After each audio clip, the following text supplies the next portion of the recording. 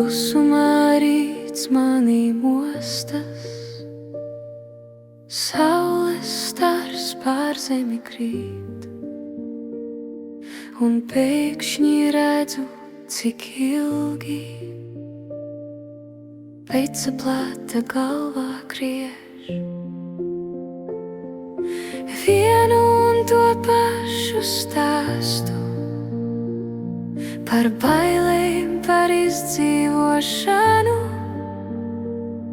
par to, ka dzīve ir cīņa,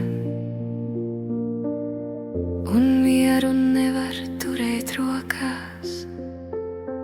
Bet šodien es dzirdu klusumu, starp notīm ir jauna telpa, un tur es pirmo reizi saprotu, es neesmu šī plate. Es redzu ierakstu vecos, krāpētas taktis no gadiem, kad tikas nenotiek čukst, kā ēna no seniem laikiem. Bet mana elpa kļūst dziļāka, un ķermenis atceras citu, ka dzīve nav tikai modrība, dzīve ir arī saule.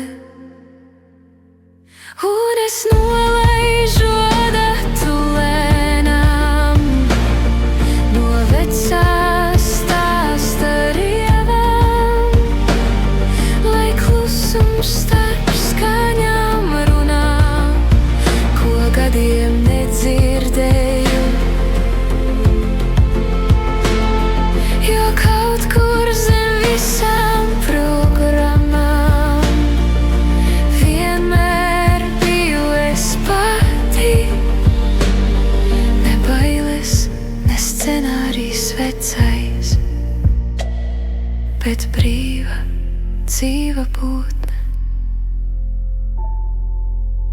Tagad es eju pa rītu, kā gaisma, kas laukā plūst, ne cīņā, ne pierādīšanā, vienkārši dzīvojot. Un ja vecā plāte ieskanas, es smaidu un pasaku tai: paldies, ka reiz mani sargāji. Bet tagad es izvēlos dzīvi.